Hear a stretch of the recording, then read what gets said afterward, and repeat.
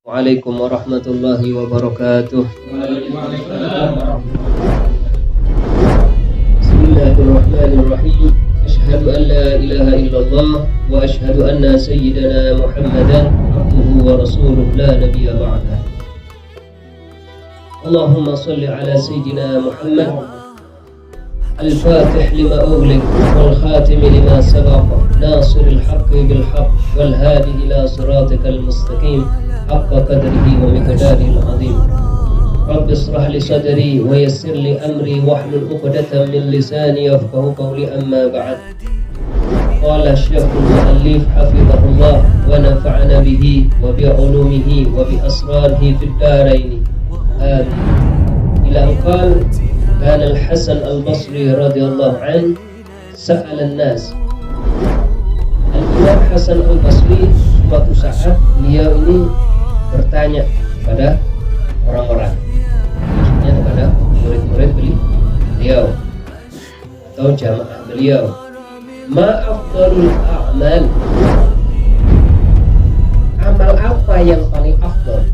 Jadi Al-Imam Hasan Al-Basri ini seorang ulama besar, orang yang zuhud, seorang yang alim, menguasai segala macam ilmu di dalam agama, di dalam tafsirnya, di dalam Al-Qur'annya, di dalam fikihnya, di dalam segala macam fak agama.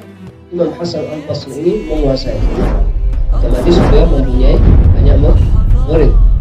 Beliau bertanya kepada murid beliau, ma afdalul a'mal, amal apa yang paling afdal. Ini sambil apa istilahnya, kepingin tahu sampai di mana kemampuan daripada murid-murid beliau. Amal apa yang paling afdal? Wa qala ba'dhum, sebagian mereka bertanya, menjawab, sebagian murid-murid beliau menjawab al-hajj. Sebagian menjawab haji yang paling utama. Wa qala ba'dhum, sebagian yang lain menjawab as-shalah, salat adalah amal yang paling utama. Lantas waqala akhar, yang lain menjawab tarkul maksiyah, meninggalkan maksiat. Begitu ada yang menjawab tarkul maksiyah, meninggalkan maksiat, langsung beliau berkata, Al-Imam Hasan Al-Basri berkata, waqal shadaqta, benar engkau yang menjawab tarkul maksiyah. Maksudnya apa? Amal yang paling bagus, paling afdal indallah adalah apa? Tarkul maksiyah, meninggalkan maksiat. Itu yang paling afdal. Jadi ada dijelaskan oleh para ulama di sini, i'lam annad-din syatran. Sesungguhnya di dalam agama itu ada dua bagian. Ahaduhuma, salah satunya tarkul ma'asi, meninggalkan maksiat. Wal akhar fi'lut ta'at, yang lain adalah mengerjakan ketaatan kepada Allah Subhanahu wa taala.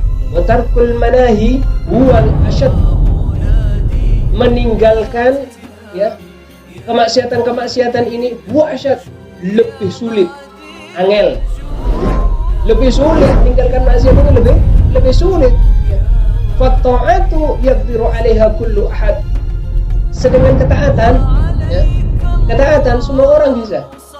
Gambarannya seperti itu. Taat semua orang bisa. Salat semua orang bisa. Salawatan semua orang bisa. Istighosah semua orang bisa. Zikir semua orang bisa. Tapi kalau sudah tarkul ma'asi, meninggalkan maksiat, ini asyad, sulit, membutuhkan perjuangan terkait dengan nafsu. Wa tarkus syahwat la yaqdiru alaihi illa as-siddiqun, meninggalkan maksiat itu la yaqdiru alaihi, tidak mungkin bisa kecuali orang-orang yang betul-betul kepingin dia ini mengamalkan kebenaran, betul-betul mengamalkan ilmunya. Sedikit ini orang yang mengamalkan ilmunya. Jadi meninggalkan maksiat itu lebih afdal daripada beribadah. Bukan berarti terus kalau meninggalkan maksiat terus tidak ibadah, enggak. Maksudnya dua hal ini kalau dibandingkan sama-sama baiknya, tapi kalau dibandingkan itu meninggalkan maksiat lebih disenangi Allah Subhanahu wa taala daripada apa? Ibadah kepada Allah Subhanahu wa taala. Sampai diibaratkan di sini, dicontohkan.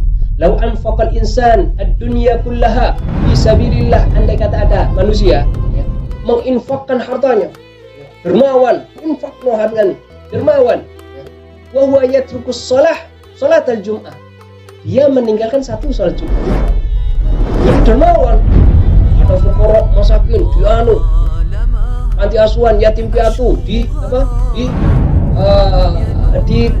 disodakoi, dikasih. Dermawan dia. Ada orang yang kurang, dermawan dia. Tapi dia tidak sholat Jumat walaupun satu kali. Berarti apa? Lakana ma yuhassilu aqall mimma fatah.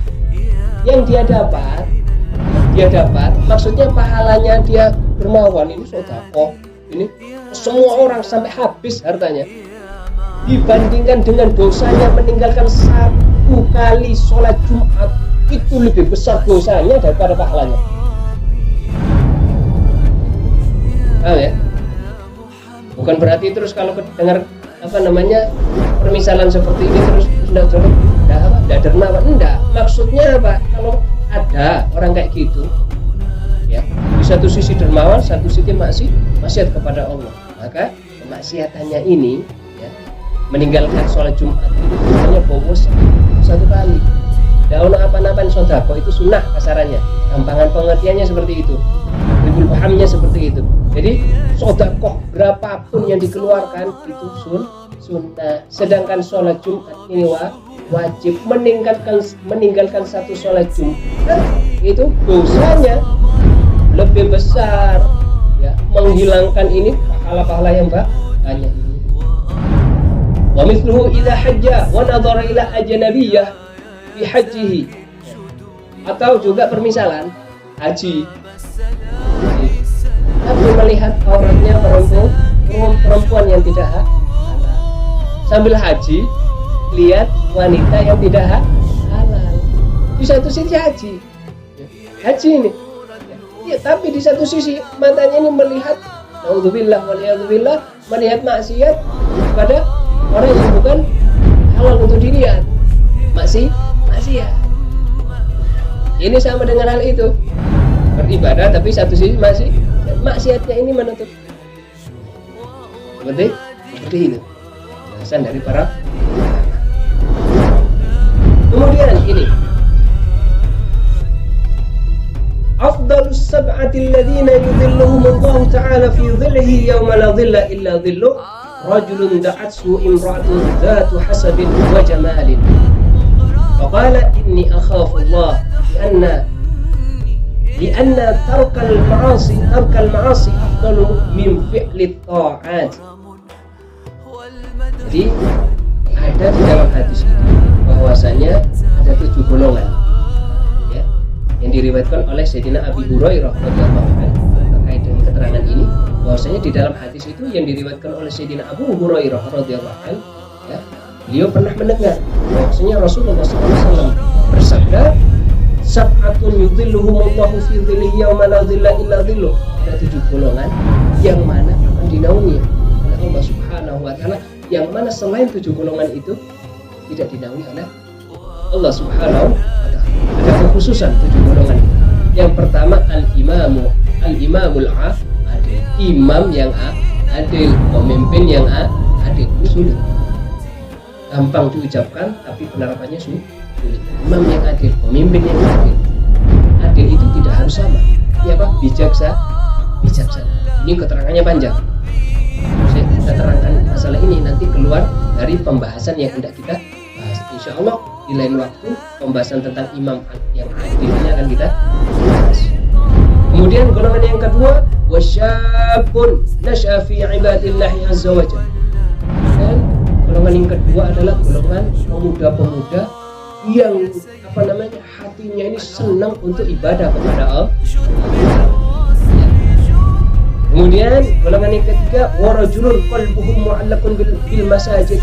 Golongan yang ketiga, orang yang senang ke masjid, sedikit-sedikit ke masjid, sedikit-sedikit ke masjid, senang memang ke masjid, ibadah di masjid.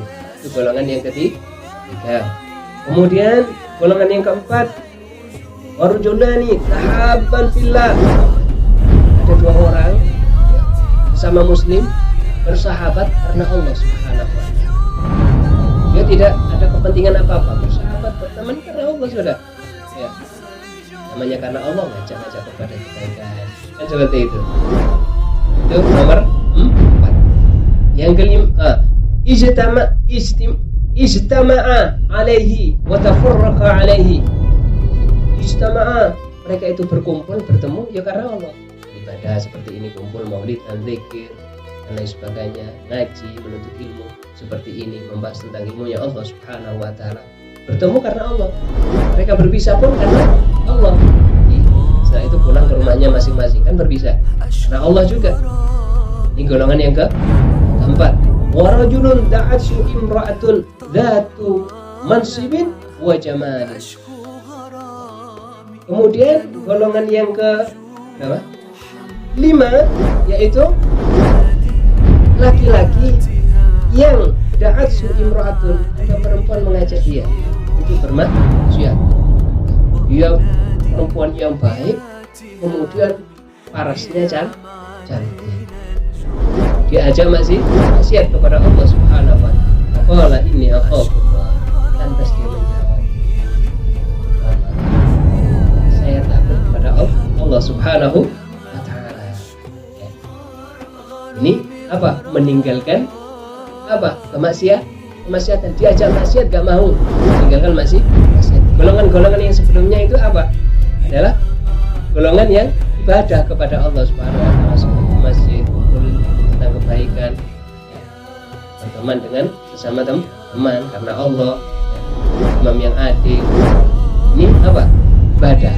Tapi yang satu ini tarkul ma'asi, diajak perempuan yang cantik untuk bermaksiat, tidak ada orang, tapi dia menjawab, ana akhafu, inni akhafullah, aku takut kepada Allah Subhanahu wa taala. Wa rajulun tasaddaqa bi sadaqatin fa akhfaha hatta la ta'lamu shimaluhu ma tunfiqu yaminuhu. Golongan yang keenam adalah golongan yang apa? Sedekah tapi sembunyi-sembunyi, sedekah tapi sembunyi-sembunyi, sampai apa yang dikasihkan tangan kanan, tangan kirinya tidak tahu. Saking apa? Saking jaganya, jangan sampai ada yang tak. Ini juga tentang ibadah, golongan orang yang ibadah. Golongan yang ketujuh, warajulun dzakarallaha khalian fafadat ainahu.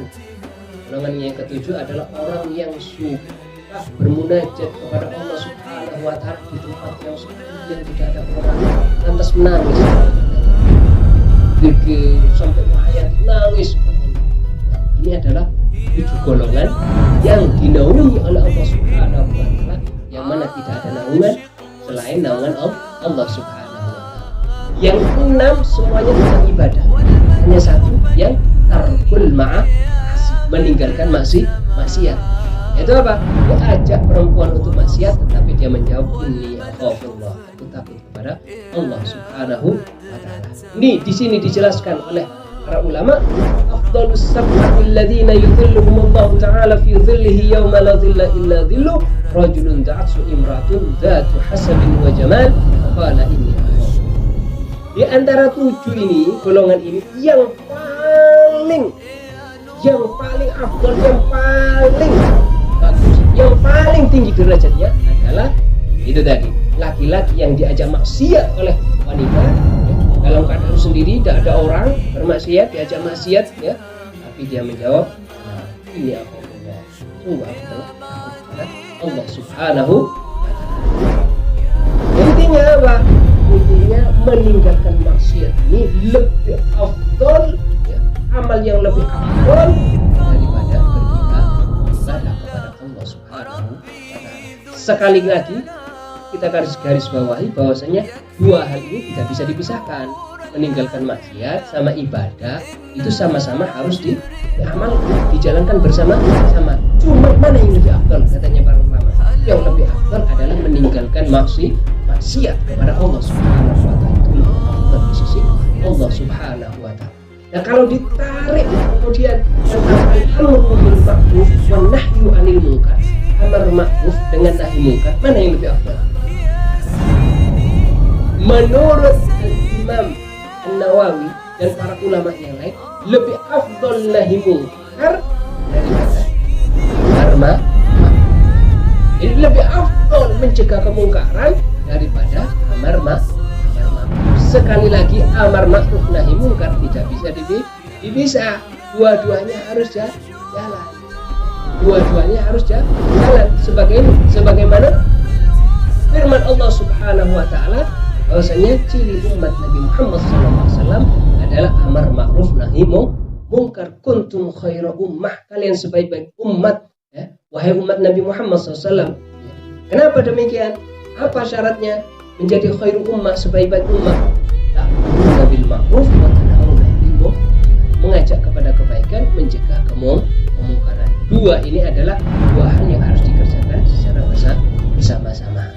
Nah, andai kata dilihat mana yang lebih afdal, amar ma'ruf atau nahi munkar, otomatis menurut jumhur para ulama nahi munkar lebih afdal daripada amar ma'ruf. Semoga kita bisa mengamalkan amar ma'ruf nahi munkar dan lebih menyempurnakan lagi untuk nahi munkar, meninggalkan maksiat kepada Allah Subhanahu wa taala. Dan semoga seluruh keluarga kita, putra-putri kita, istri-istri kita, famili kita, teman-teman kita, saudara-saudara kita sesama muslim, semuanya bisa mengamalkan amar ma'ruf nahi munkar, menegakkan amar ma'ruf nahi munkar di atas bumi Allah Subhanahu wa taala. Ala hadhihi niyyah wa bi kulli niyatin salihah wa la hadratin nabi wa ali nabi Muhammad sallallahu alaihi wasallam bi sirril Fatihah.